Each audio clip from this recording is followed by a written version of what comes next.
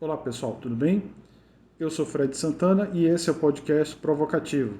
Aqui eu comento sobre as principais notícias que foram destaque essa semana no site vocativo.com. Nesse episódio nós vamos falar da quarta etapa da Operação Sangria no Amazonas e da expectativa que guarda o depoimento do governador do estado, Wilson Lima, e do secretário de Saúde, Marcelo Campelo, na CPI da pandemia no Senado. Isso se, é claro, o STF autorizar esse depoimento. Vem comigo?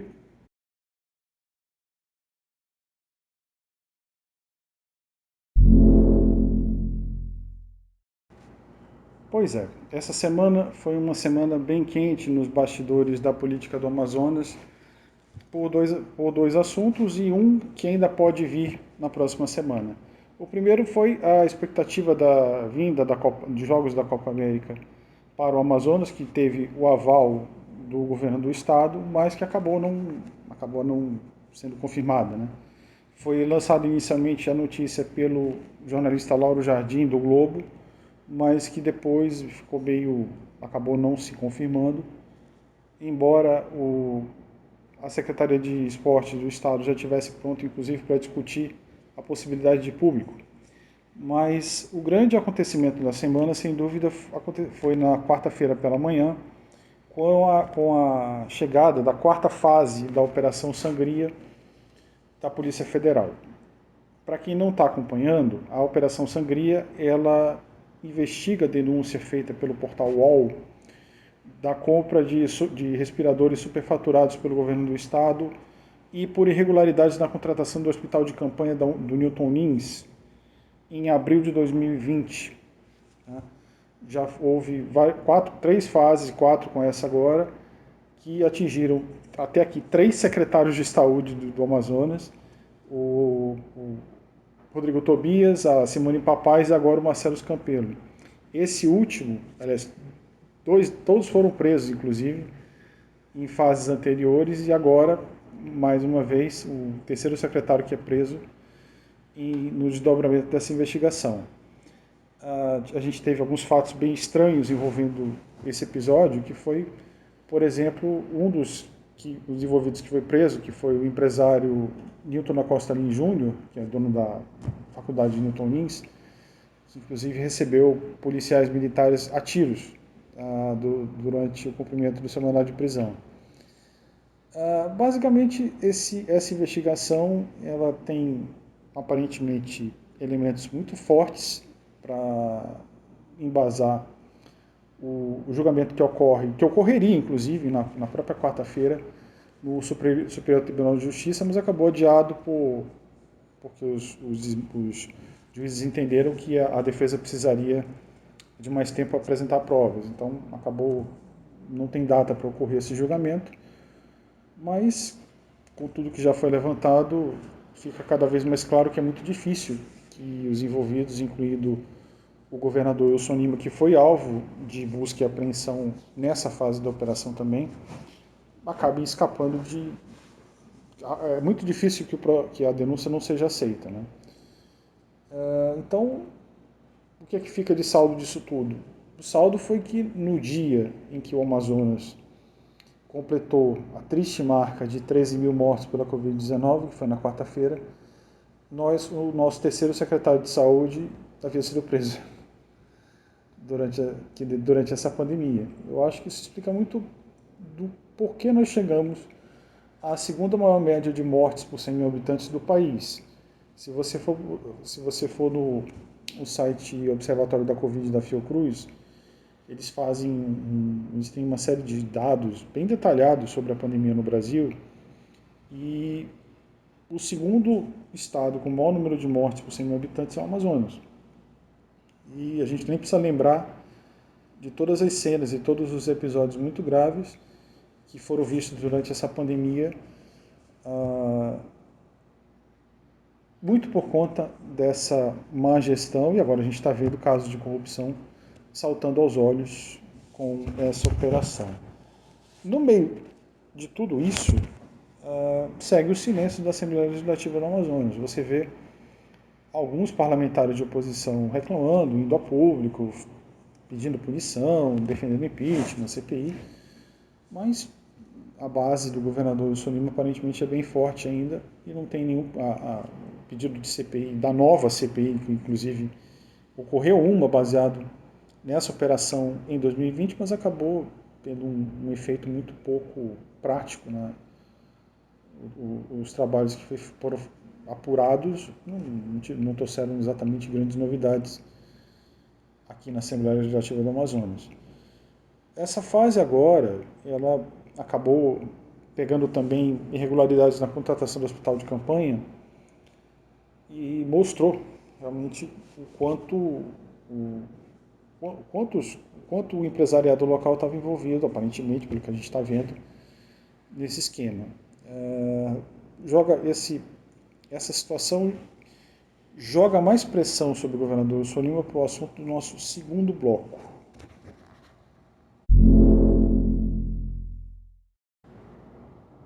Vocês lembram na semana passada quando eu falei que a jornalista Natuza Neri havia divulgado no podcast Papo de Política da Globo News um encontro na semana retrasada entre o governador Wilson Lima na casa do senador Omar Aziz? O senador Omar Aziz é o presidente da CPI da pandemia no Senado, né? E que o governador teria questionado o senador por que ele convocou os governadores, teria autorizado, teria convocado os governadores, né?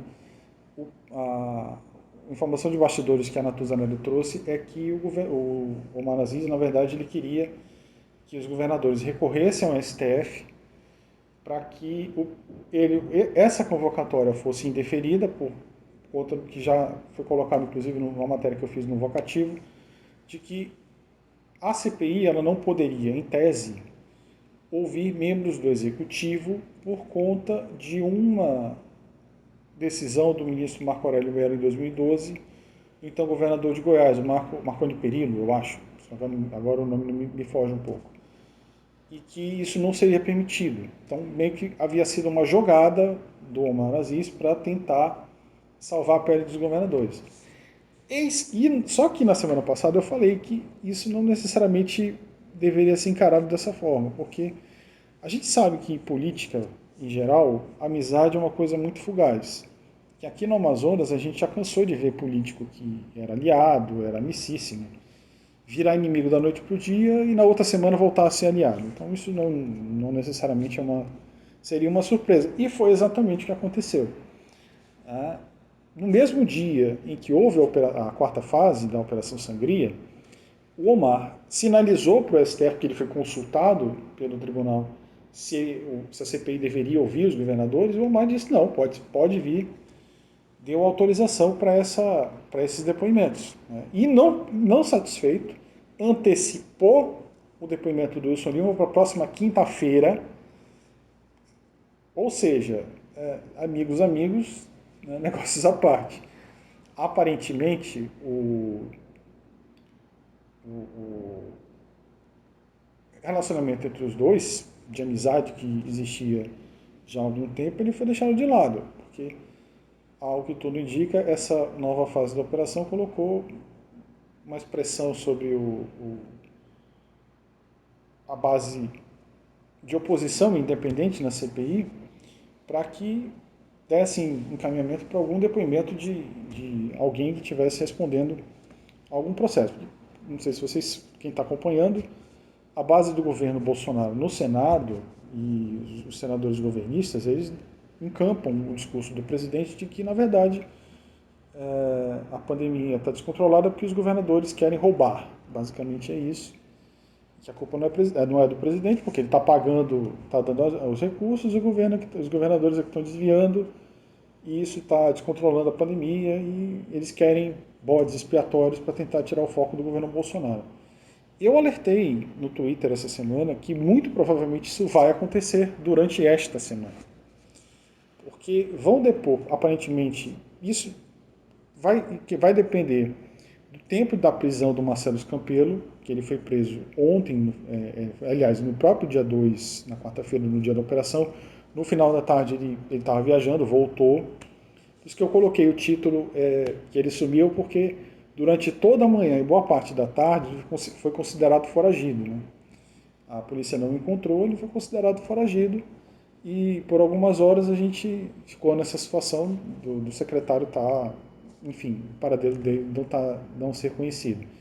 Aparentemente ele estava viajando, quando ele retornou de viagem, a polícia efetuou a prisão no aeroporto Eduardo Gomes e levou ele para a superintendência e depois lá para a unidade prisional. O fato é que, dependendo de quanto tempo vai durar essa prisão, ele vai poder ir até Brasília, ou talvez seja escoltado, enfim, isso não vai ser confirmado nos próximos dias. Mas você vai ter os dois alvos de operação na Polícia Federal e de processo e de denúncia na PGR, na Procuradoria-Geral da República, no centro das atenções do Senado. E não só isso, não só eles vão estar no centro das atenções, ou seja, da mídia, da imprensa e dos senadores governistas, como tendo todas as denúncias feitas pela PGR de denúncia de desvio de recursos, de fraude de licitação, ou seja, você pensa, imaginem o Marcos Rogério, o trio Marcos Rogério, Reis e Eduardo Girão, na CPI do Senado, tendo essa pauta para abordar. E assim, ainda vai ter fogo local, porque o Eduardo Braga sempre questionou a atuação do governo Wilson Lima, sempre é um crítico do Wilson Lima, provavelmente vai ser o adversário do... Não é absurdo imaginar que o Eduardo Braga vai ser adversário do Omar Aziz na disputa para o governo do Estado, né? Então, a gente já pode ver alguma coisa disso durante essa semana, ou seja, uma certa disputa de holofotes em rede nacional, porque também eu acredito que também entrou na conta do Omar Aziz para ele meio que puxar o tapete do Wilson Lima, modo de dizer, esse cálculo. Se ele tem a pretensão de sair para o governo no que vem, é bom ele começar a se deslocar do Wilson Lima, descolar a imagem dele, porque não basta todos os crimes e a péssima atuação na pandemia. A aprovação do Wilson Lima também está em 11%, ou seja, ele vai repelir voto. Então, o Omar já começa a se distanciar dele e ambos podem usar o palco da CPI meio que para fazer uma prévia da campanha do ano que vem. É uma possibilidade, né? Então, eu prevejo o seguinte, esses dois depoimentos eles vão ser, para os bolsonaristas, um massacre, na verdade. Eles vão deitar e rolar. Porque todas as críticas que puderem ser feitas vão ser feitas. Ou seja, o Amazonas tem uma das piores conduções da pandemia do país. Haja visto a quantidade de mortos por 1 milhão de habitantes. Tem o escândalo mais cristalino até aqui de desvio de recursos da pandemia. No momento em que tudo que o governo Bolsonaro quer é incentivar a narrativa de que os governos estaduais são corruptos. Não só para tirar o foco dele mesmo da pandemia, das críticas da condução da vacinação, enfim, todos os problemas, mas para também reforçar o discurso contra os governadores. Eu vou abrir, inclusive, um parêntese, eu vou fazer um bloco extra para tratar desse assunto que foi, né, a gente não pode deixar de falar, a decisão das Forças Armadas de não punir o ex-ministro da Saúde, general da Ativa, Eduardo Pazuello. Por que isso vai entrar no assunto agora? Eu vou explicar a seguir. Bom, como a gente viu ontem, embora... Deixa eu só explicar uma coisa. Essa notícia ainda não saiu no vocativo. Por quê? Porque eu ainda estou com mais dúvidas do que certezas. Eu sempre aprendi que o jornalista ele não pode passar dúvidas para os leitores, ele tem que passar informação, tem que passar algo concreto.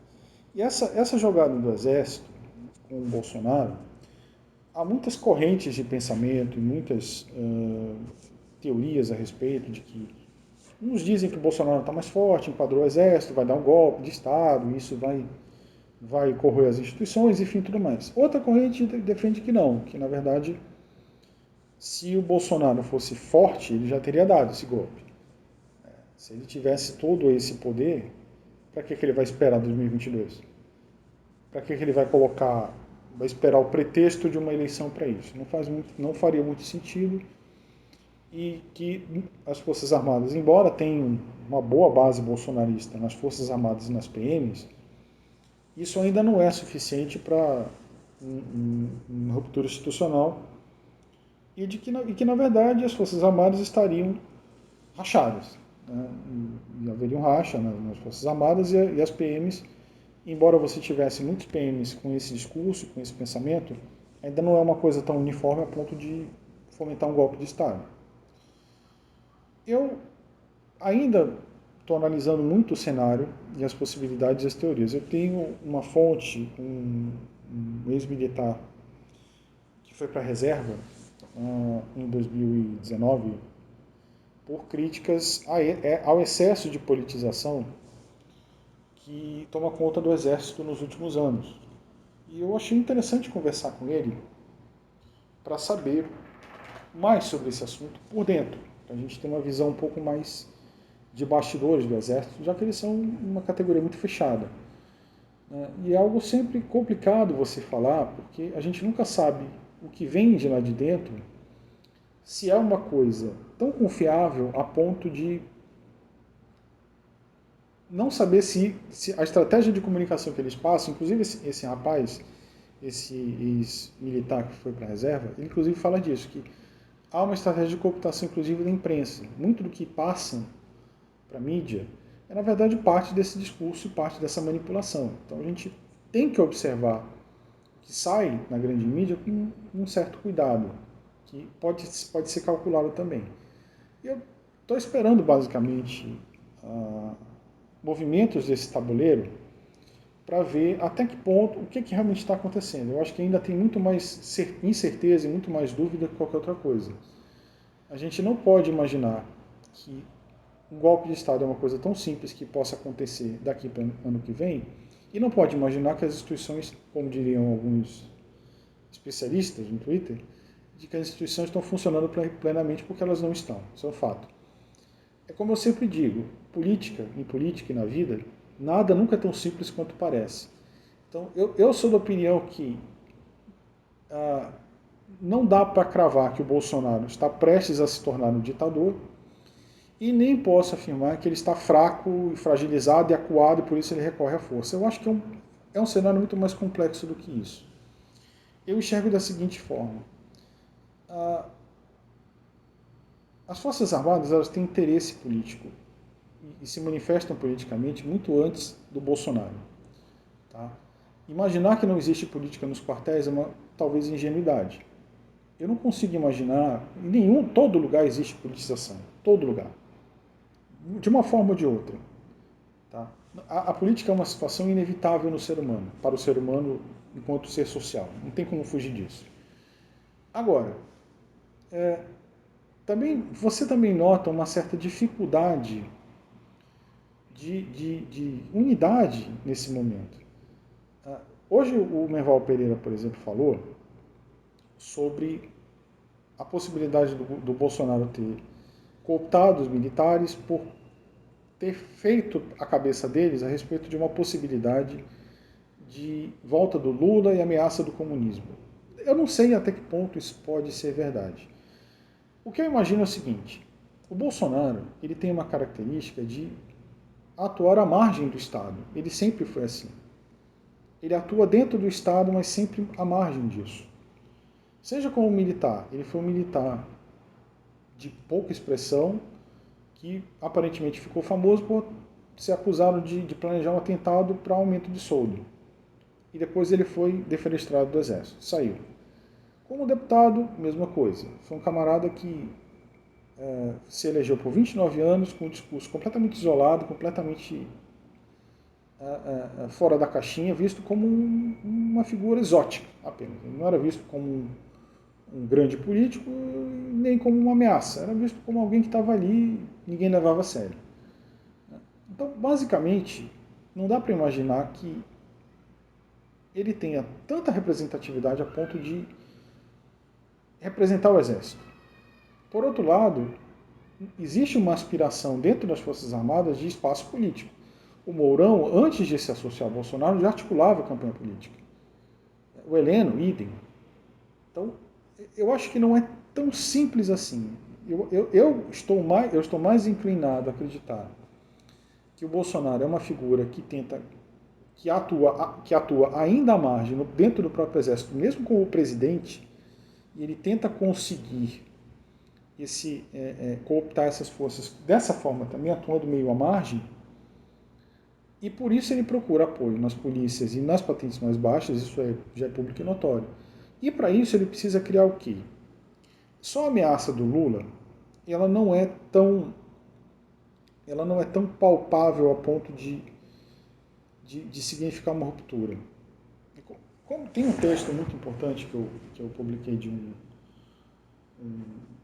advogado, especialista no vocativo, que ele distribuiu esse texto, eu achei muito interessante, eu achei melhor publicar, eu publiquei.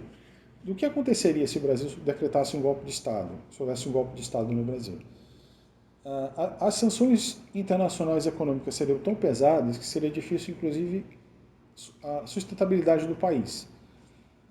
Não dá para imaginar que um país do tamanho do Brasil, com a representatividade internacional que ele tem, e com os interesses antagonistas a ele, como por exemplo a França, a questão climática e a França, que vai acontecer um golpe de Estado aqui e não vai haver nenhuma reação internacional, nenhum boicote, isso não vai acontecer. Então, o que eu enxergo nesse momento? E é uma visão preliminar, superficial ainda, por isso que eu não publiquei nenhum texto no Vocativo a respeito, porque eu ainda busco elementos para ter uma visão mais concreta e mais nítida do que está realmente acontecendo. Mas o que eu posso adiantar? Eu não vejo o Bolsonaro com unidade ainda suficiente para uma ruptura institucional. Se fosse o caso, ele não teria destituído o chefe das Forças Armadas. E ele já teria ido, por exemplo, isso teria acontecido no julgamento, no julgamento do Lula no STF recentemente. Não aconteceu.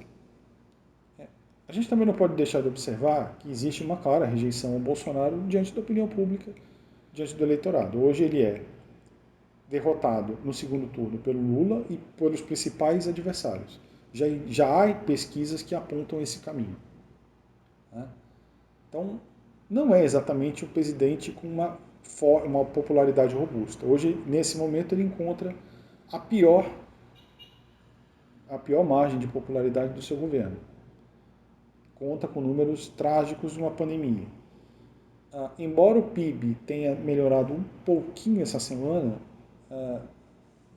do ponto de vista social, desemprego, fome, esses números continuam dos piores possíveis. Então, não dá para imaginar que isso vai melhorar em médio prazo. Então, é muito difícil você imaginar uma ruptura institucional nessas condições. Porque você vai ter uma sociedade à beira de uma guerra civil. Imaginar que mídia, setores da própria polícia, setores do exército, setores do empresariado, a sociedade em geral, ela não vai reagir a isso, é bobagem, vai reagir. Eu não sei até que ponto isso vai esquentar. Então, eu penso da seguinte forma. O Bolsonaro desafia as autoridades do próprio Exército, mesmo que essas autoridades do Exército tenham interesses políticos com a permanência do próprio Bolsonaro. Então, é aquela história. Eles têm interesse em permanecer no cenário político, mas não enxergam outra figura que possa ter o mesmo respaldo com as patentes mais baixas, com outros setores do Exército e alguns setores da própria sociedade. Bolsonaro ainda tem 25% de aprovação, a ponto de se sustentarem caso ele caia. Mas, por outro lado, se ele radicalizar, se ele for para um lado de violência, de instabilidade política e social no país, eu também não sei até que ponto eles vão fechar com ele. Porque não é interessante para eles mesmos. Os militares querem protagonismo no poder? Claro que querem. Mas dentro de um país racional, dentro de um país funcionando minimamente. Ninguém quer governar uma selva de uma selvageria, uma zona militarizada, uma zona de guerra. Isso não é conveniente para ninguém. Eu sempre digo isso. Todo mundo pode ter o político de estimação que quiser, mas sair de casa para tomar uma bala por causa do Bolsonaro é uma grande distância. E todo mundo quer voltar para sua casa e para sua vida no final do dia. Então, eu ainda estou analisando esses movimentos. Eu tendo a crer que Bolsonaro vai querer, por exemplo, e aí volta a questão da CPI e a questão dos governadores. A gente começa a ver pontualmente, desde 2020, episódios de insurreição contra governadores nos estados. Vimos isso ano passado no Ceará, vimos isso na manifestação de, do 29 de maio em Recife. Vi hoje, no momento que eu estou gravando, teve um indivíduo, parece que foi um vereador em Curitiba, que foi preso do PT. Essa semana nós tivemos um professor que era dirigente do PT, também foi preso em Goiânia, se não me engano, foi no interior de Goiás. Enfim, esses casos pontuais, devem continuar acontecendo, devem começar a acontecer. Onde o Bolsonaro se beneficia se os governadores começarem a pipocar com escândalos de corrupção? Ele começa a questionar o sistema a partir dos governadores. Então, eu imagino que a ferocidade que os bolsonaristas vão atacar o governador Wilson Lima na quinta-feira deve ser a pior possível. Porque se você começa a questionar os governadores pela corrupção que eles possam manifestar durante a pandemia, com casos com escândalos, com desvios, com a própria condução errada da pandemia em si, ganha o discurso anti-governadores e a ruptura institucional nas bases, ela pode se fortalecer. Então, eu imagino que de boi de piranha de narrativa, o Wilson Lima pode ganhar uma importância maior nesse sentido. Ele vai ser mais do que um cordeiro imolado. Ele pode ser um balão de ensaio. Porque se, por exemplo, você começa a pipocar de escândalos de corrupção no Nordeste, no Norte, no Sul, no Sudeste, o que acontece? Você ganha força narrativa de que esses caras estão aí para roubar. Isso pode agitar ainda mais as bases. Então, eu ficaria atento a isso. Eu acredito que o discurso contra os governadores ele vai começar a se radicalizar. Pelo menos nos lugares onde o governo for mais fragilizado. Eu não sei até que ponto, parece que o Pazuello foi nomeado para assuntos estratégicos do Planalto. Dizem que ele vai atuar nessa articulação com as bases dos estados. Então, não sei se pode vir alguma coisa daí. Não sei até que ponto seria para algo tão radical assim. Enfim, não sei. Eu ficaria muito atento. Como eu disse, eu acho que esses dois depoimentos, se eles vierem a ocorrer de fato, e eu acredito que podem ocorrer, enfim. Se no começo você tinha o STF com uma decisão pela não convocação de governadores para a CPI, agora a gente pode ter um quadro diferente. Eu não sei se, porventura, os ministros podem avaliar que, assim como o presidente pode depor no caso da interferência na Polícia Federal, se bem que esse assunto ainda vai ser inclusive julgado agora. Eu não sei se isso pode mudar. Vai depender muito de que sinalização o STF vai dar a esse respeito. Mas se caso se confirme esses depoimentos, tanto do Marcelo Campelo quanto do Wilson Lima na CPI, talvez esse seja um balão de ensaio perigoso. Eu ficaria atento, que eu acho que daí pode surgir um balão de ensaio para algo mais complicado. Bom, pessoal, é isso. Fiquem atentos às notícias do Vocativo durante essa semana. Esses dois depoimentos eu vou colocar o link no site no canal do YouTube da Agência Senado para que a gente possa comentar em tempo real no Twitter e no próprio site os depoimentos. Temos matérias interessantes vindo por aí. Eu espero que desse militar da reserva aqui, aceitou falar comigo possa sair em segunda ou terça-feira no máximo. Os canais de comunicação com o site estão na página de contato dele. Críticas e sugestões ou reclamações vocês podem enviar à vontade. Tenham todos uma boa semana e um forte abraço.